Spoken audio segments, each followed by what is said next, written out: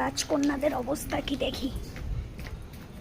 ওরে বাবারে, আমার বড় রাজকন্যা এখানে, ছোটটার তো পারতে পারছি না। হেমা, হেমা তুমি, ওরে বাবা আমার চাঁদ,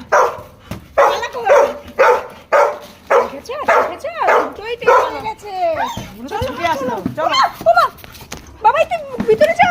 হ্যাঁ তুই বাইরে গেছিস কেন? তোর সাহস কি করে হয়? হ্যাঁ এই বাড়িতে লোক আছে। হ্যাঁ ওদের কিচ্ছু লাগবে না।